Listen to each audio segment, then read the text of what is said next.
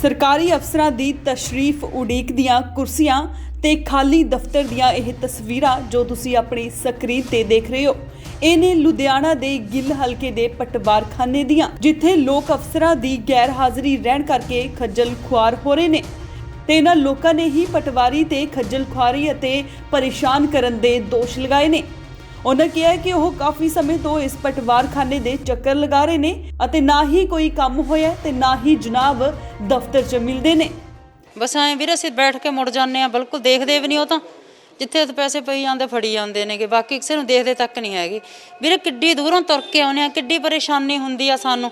ਜੇ ਇਹਨਾਂ ਨੂੰ ਤਨਖਾਹਾਂ ਨਹੀਂ ਮਿਲਦੀਆਂ, ਇਹਨਾਂ ਨੇ ਸਾਤੋਂ ਪੈਸੇ ਲੈਣੇ ਆ, ਫਿਰ ਤਾਂ ਪੈਸੇ ਬੰਨ੍ਹ ਦੇਣ ਵੀ ਇੰਨੇ ਪੈਸੇ ਲੈ ਕੇ ਆਓ, ਵੀ ਇੰਨੇ ਪੈਸੇ ਲੈ ਕੇ ਅਸੀਂ ਕੰਮ ਕਰ ਦਾਂਗੇ। ਜੇ ਤਨਖਾਹਾਂ ਮਿਲਦੀਆਂ ਫਿਰ ਕਿਉਂ ਇਹਨੇ ਕਰਦੇ ਪਰੇਸ਼ਾਨੀ ਆਪਣੇ ਇੰਤਕਾਲ ਦਾ।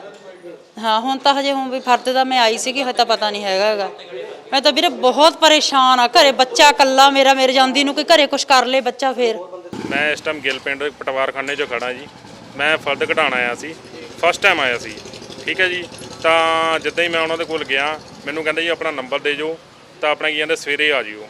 ਤੁਹਾਡੀ ਨਿਊਜ਼ ਸੁਣਦੇ ਸਾਰੀ ਇੰਨੀ ਦੇਰ ਨੂੰ ਸਾਰਾ ਕੰਮ ਕੁੰਮ ਬੰਦ ਕਰਕੇ ਨਾਲ ਹੀ ਭੱਜ ਕੇ ਚਲੇ ਗਏ। ਇੱਥੇ ਹਰ ਹਫਤੇ ਆਉਣਾ ਪਟਵਾਰੀ ਕਹਿੰਦੇ ਨੇ ਜੀ 1 ਵਜੇ ਤੋਂ ਬਾਅਦ ਬੈਠਦੇ ਆ, ਮੰਗਲਵਾਰ ਦੇ ਮੰਗਲਵਾਰ। ਉਹ ਹਰ ਮੰਗਲਵਾਰ ਆਈਦਾ ਆ। ਇਹਨਾਂ ਨੂੰ ਕਹੀਦਾ ਕੀ ਕਹਿੰਦੇ ਇੰਤਕਾਲ ਚੜਾ ਦਿਓ, ਕਹਿੰਦੇ ਠੀਕ ਹੈ ਜੀ ਚੜਾ ਦਾਂਗੇ। ਮੈਂ 2 ਵਾਰੀ PDF ਭੇਜ ਚੁੱਕਾ, 3 ਵਾਰੀ ਮੈਂ ਇੱਥੇ ਉਹ ਫੋਟੋ ਸਟੇਟ ਦੇ ਚੁੱਕਾ। ਅੱਜ ਫਿਰ ਫੋਟੋ ਸਟੇਟ ਨਾਲ ਲੈ ਕੇ ਆਏ। ਜ਼ਿਕਰਯੋਗ ਹੈ ਕਿ ਮੀਡੀਆ ਨੂੰ ਦੇਖਦੇ ਹੀ ਸੀਟ ਤੇ ਬੈਠੇ ਕਰਿੰਦੇ ਰਫੂ ਚੱਕਰ ਹੋ ਗਏ ਅਤੇ ਜਦੋਂ ਪਟਵਾਰੀ ਦੇ ਆਉਣ ਸੰਬੰਧੀ ਉੱਥੇ ਮੌਜੂਦ ਇੱਕ ਕਰਮਚਾਰੀ ਕੋਲੋਂ ਪੁੱਛਿਆ ਗਿਆ ਤਾਂ ਉਹਨਾਂ ਨੇ ਕਿਹਾ ਕਿ ਜਨਾਬ ਜੀ ਆਉਂਦੇ ਨੇ ਤੇ ਚਲੇ ਜਾਂਦੇ ਨੇ। ਬਾਕੀ ਕੀ ਕਿਹਾ ਤੁਸੀਂ ਆਪ ਹੀ ਸੁਣ ਲਓ। ਉਹ ਵੀਰੇ ਹੁਣ ਗੱਲ ਸੁਣੋ ਮੇਰੀ। ਪਹਿਲਾਂ ਪਟਵਾਰੀ ਸਾਹਿਬ ਸੀਗੇ, ਬਦਲ ਗਏ। ਜਿਹੜਾ ਪਹਿਲਾਂ ਜਿਹੜੇ ਨਹੀਂ, ਉਹਨਾਂ ਦੀ ਰਿਟਾਇਰਮੈਂਟ ਹੋ ਗਈ। ਉਹਨਾਂ ਦਾ ਕੰਮ ਵੀਰੇ ਪੈਂਡਿੰਗ ਸੀਗਾ, ਠੀਕ ਨਹੀਂ ਜੀ। ਉਹਨਾਂ ਦੀ ਰਿਟਾਇਰਮੈਂਟ ਹੋਈ ਸੀਗੀ। ਹਾਂਜੀ ਕੰਮ ਹੀ ਨਹੀਂ ਹੁੰਦਾ, ਲੋਕੀ ਧੱਕੇ ਖਾ ਰਹੇ ਨੇ। ਉਹਨਾਂ ਦਾ ਜੀ ਵੀਰੇ ਜਿਹੜੇ ਧੱਕੇ ਖਾਣ ਵਾਲੇ ਕਹਿੰਦੇ ਆ ਨਾ, ਉਹਨਾਂ ਦਾ ਜਿਹੜਾ ਕੰਮ ਨਹੀਂ ਹੋਇਆ ਸੀਗਾ, ਪੈਂਡਿੰਗ ਰਹਿ ਗਿਆ ਸੀਗਾ, ਉਹ ਹੁਣ ਪਟਵਾਰੀ ਸਾਹਿਬ ਸਾਡੇ ਕਰਾ ਲਏ ਸੀਗੇ, ਠੀਕ। ਉਹਨਾਂ ਦੇ ਤਾਂ ਇੰਤਕਾਲ ਲੇਟ ਹੋ ਗਏ। ਪਹਿਲਾਂ ਵਾਲੇ ਪਟਵਾਰੀ ਸਾਹਿਬ ਦਾ ਕੰਮ ਥੋੜ੍ਹਾ ਜਿਹਾ ਪੈਂਡਿੰਗ ਸੀਗਾ। ਹੁਣ ਜਿਹੜਾ ਨਵਾਂ ਪਟਵਾਰੀ ਆ ਗਿਆ ਉਹਨੇ ਤਾਂ ਵੀਰੇ ਕਰਾਉਣੇ ਹੀ ਕਰਾਉਣੇ ਆ, ਉਹਨਾਂ ਦੀ ਡਿਊਟੀ ਆ। ਵੀਰੇ ਦੇਰ ਤਾਂ ਹੁਣ 5-10 ਮਿੰਟ ਜਿੰਨੇ ਹੁਣ ਜਿਹੋ ਜਿਹਾ ਰਿਕਾਰਡ ਆ ਨਾਲੇ ਵੀ 4-4 ਮਹੀਨਿਆਂ ਤੋਂ ਆ ਰਹੇ ਆ, ਹਫਤੇ ਤੋਂ ਜਿਹੜੇ ਵੀਰੇ ਕਿਸੇ ਦਾ ਇੰਤਕਾਲ ਨਹੀਂ ਚੜਿਆ ਹੁੰਦਾ, ਚੜਨਾ ਹੁੰਦਾ ਨਾ, ਕਿਉਂ ਪਿੱਛੇ ਦੀ ਹੁਣ ਸਾਈਨ ਕਰਾਉਣੇ ਆ, ਕਾਨੂੰਗੋ ਸਾਹਿਬ ਦੇ ਕਰਾਉਣੇ ਆ।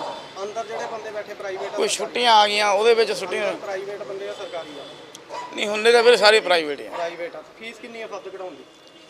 ਵੀਰੇ ਫਰਦ ਕਢਾਉਣ ਦੀ ਫੀਸ ਤਾਂ ਸਾਨੂੰ ਸਾਰੀ ਜਨਤਾ ਨੂੰ ਪਤਾ ਜੀ, ਆਪਾਂ ਤਾਂ ਕੀ ਕਹਿਣਾ। ਦੱਸੋ ਬੋਲ ਕੇ ਮਾੜਾ ਦੱਸੋ ਵੀਰੇ ਬੋਲ ਕੇ ਕੀ ਦੱਸਣਾ। ਜਿਹੜੇ ਬੰਦੇ ਆ ਫਰਦ ਕਢਾਉਣਾ ਹੈ ਕਿਸੇ ਨੂੰ ਵੀ ਪੁੱਛ ਲਓ। ਕੰਮ ਵੀ ਕਰਦੇ ਹੋ, ਕਿੰਨੀ ਫੀਸ ਆ ਇਹ ਦੱਸੋ। ਵੀਰੇ ਦੇਖੋ ਮੇਰਾ ਸੇਵਾਦਾਰ ਆ ਮੈਂ, ਠੀਕ ਆ ਨਾ, ਮੈਂ ਮੰਨਦਾ ਤੁਹਾਡੀ ਗੱਲ। ਮੇਰਾ ਸਿਰਫ ਰਿਕਾਰਡ ਤੇ ਡਿਊਟੀ ਆ। ਫੀਸ ਕਿੰਨੀ ਆ ਇਹ ਦੱਸੋ ਬਸ। ਫੀਸ ਤਾਂ ਵੀਰੇ ਹੁਣ ਜਿਹੜੇ ਬੰਦੇ ਕੰਮ ਕਰਦੇ ਵੀਰੇ ਉਹ ਦੱਸ ਸਕਦੇ ਮੇਰੇ। ਤੁਸੀਂ ਵੀ ਅੰਦਰ ਹੀ ਹੁੰਦੇ, ਰਿਕਾਰਡ ਸਾਰਾ ਤੁਸੀਂ ਦਿੰਦੇ ਹੋ ਵੀਰੇ? ਹਾਂਜੀ ਰਿਕਾਰਡ ਦਿੰਦੇ ਆ। ਰਿਕਾਰਡ ਦੀ ਜ਼ਿੰਮੇਵਾਰੀ ਲੈਣਾ ਵਾ। ਰਿਕਾਰਡ ਜਿਹੜਾ ਹੈਗਾ ਉਹ ਮੈਂ ਜ਼ਰੂਰ ਕੱਢਦਾ ਵਾਂ। ਪਟਵਾਰੀ ਸਾਹਿਬ ਕਿੰਨਾ ਤੋਂ ਕਿੰਨਾ ਸਮਾਂ ਬਹਿੰਦੇ? ਪਟਵਾਰੀ ਸਾਹਿਬ ਵੀਰੇ 9 ਤੋਂ 5 ਤਾਂ ਬਹਿੰਦੇ ਆ, ਠੀਕ ਨਹੀਂ। ਜਦੋਂ ਕਦੇ ਜਾਣਾ ਪੈ ਗਿਆ 4 ਮਹੀਨਿਆਂ ਤੋਂ ਲੋਕੀ ਧੱਕੇ ਖਾ ਰਹੇ ਨੇ ਵੀਰੇ। ਲੋਕ ਤਾਂ ਹੁਣ ਜਿਨ੍ਹਾਂ ਦਾ ਕੰਮ ਹੋ ਗਿਆ ਜੀ ਉਹ ਤਾਂ ਕਹਿਣਗੇ ਉਹਨਾਂ ਵਰਗਾ ਬੰਦਾ ਨਹੀਂ, ਠੀਕ ਨਹੀਂ। ਜਿਨ੍ਹਾਂ ਦਾ ਕੰਮ ਹੋ ਗਿਆ ਉਹ ਤਾਂ ਰੱਬ ਹੀ ਕਹਿਣਾ ਹੁੰਦਾ ਵੀਰੇ। ਬੰਦਾ ਕੰਮ ਕਰ ਗਿਆ ਉਹਨਾਂ ਵਰਗਾ ਬੰਦਾ ਨਹੀਂ ਕੋਈ। ਜਿਹਦਾ ਕੰਮ ਰਹਿ ਗਿਆ ਵੀਰੇ ਉਹਨੇ ਤਾਂ ਵੀਰੇ ਗਾਲਾਂ ਕੱਢਣੀਆਂ ਆਈਆਂ ਹੁਣ, ਠੀਕ ਨਹੀਂ। ਵਿੱਚ ਛੁੱਟੀਆਂ ਆ ਗਈਆਂ। ਜੇਕਰ ਵੇਖਿਆ ਜਾਵੇ ਤਾਂ ਜ਼ਿਆਦਾਤਰ ਸਰਕਾਰੀ ਵਿਭਾਗਾਂ ਵਿੱਚ ਕੋਈ ਵੀ ਸਰਕਾਰੀ ਕੰਮ ਕਰਵਾਉਣ ਦੇ ਲਈ ਲੋਕਾਂ ਨੂੰ ਖੱਜਲ ਖੁਆਰ ਹੋਣਾ ਹੀ ਪੈਂਦਾ ਹੈ। ਜੇਕਰ ਜਲਦੀ ਕੰਮ ਕਰਵਾਉਣਾ ਹੋਵੇ ਤਾਂ ਸਰਕਾਰੀ ਕਰਮਚਾਰੀ ਲੋਕਾਂ ਦਾ ਕੰਮ ਕਰਵਾਉਣ ਲਈ ਪਹਿਲਾਂ ਆਪਣੀ ਜੇਬ ਗਰਮ ਕਰਵਾਉਂਦੇ ਨੇ, ਤਾਂ ਹੀ ਲੋਕ ਇਸ ਖੱਜਲ ਖੁਆਰੀ ਤੋਂ ਬਚ ਜਾਂਦੇ ਨੇ। ਨਹੀਂ ਤਾਂ ਸਰਕਾਰੀ ਕਰਮਚਾਰੀ ਸਿਰਫ ਤੇ ਸਿਰਫ ਸਰਕਾਰੀ ਤਨਖਾਹਾਂ ਲੈਣ ਲਈ ਇਹਨਾਂ ਕੁਰਸੀਆਂ ਤੇ ਬੈਠੇ ਨੇ, ਨਾ ਕਿ ਲੋਕਾਂ ਦੀ ਭਲਾਈ ਲਈ। ਪਰ ਸਰਕਾਰ ਨੂੰ ਚਾਹੀਦਾ ਹੈ ਕਿ ਅਜਿਹੇ ਕਰਮਚਾਰੀ ਜੋ ਕਿ ਆਪਣਾ ਕੰਮ ਸਹੀ ਢੰਗ ਨਾਲ ਨਾ ਕਰਕੇ ਲੋਕਾਂ ਨੂੰ ਪਰੇਸ਼ਾਨ ਕਰਦੇ ਨੇ, ਅਜਿਹਿਆਂ ਖਿਲਾਫ ਸਖਤ ਤੋਂ ਸਖਤ ਕਾਰਵਾਈ ਕਰਨੀ ਚਾਹੀਦੀ ਹੈ ਤਾਂ ਜੋ ਲੋਕਾਂ ਨੂੰ ਸਰਕਾਰੀ ਕੰਮਾਂ ਲਈ ਦਫ਼ਤਰਾਂ ਦੇ ਗੇੜੇ ਨਾ ਮਾਰਨੇ ਪੈਣ ਤੇ ਪਰੇਸ਼ਾਨੀਆਂ ਦੂਰ ਹੋਣ। ਲੁਧਿਆਣਾ ਤੋਂ Pradeep Bhandari, INDOZ TV, Australia.